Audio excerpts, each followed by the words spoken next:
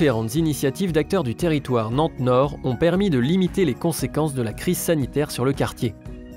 Dès le début du confinement et au plus fort de la crise sanitaire, une distribution alimentaire a été mise en place par l'association Castaroutine, appuyée par la ville de Nantes et d'autres partenaires.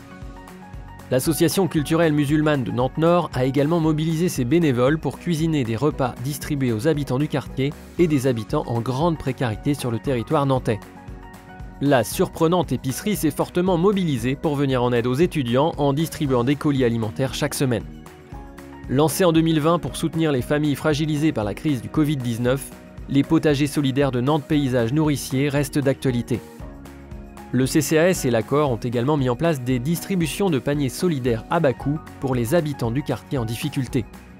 Les membres du Conseil citoyen ont été acteurs des solidarités de voisinage et des attentions collectives qui se sont organisées pendant cette période. L'Accord a renforcé son action autour des enjeux sur l'inclusion numérique et a obtenu la création de postes de conseillers numériques.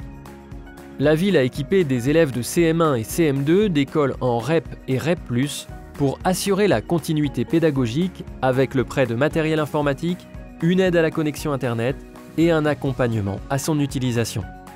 Si les acteurs associatifs et les services de la ville de Nantes se sont mobilisés durant la crise sanitaire, il ne faut pas oublier la mobilisation des professionnels de la maison de santé pluriprofessionnelle avant et pendant la vaccination, en étant sur le terrain, en mutualisant leurs moyens avant la vaccination. Ils ont pris en charge les patients atteints du Covid-19 à domicile et au cabinet. Ils ont répondu aux besoins des habitants de Nantes-Nord, assurant des permanences quotidiennes avec les médecins, pharmaciens et infirmiers.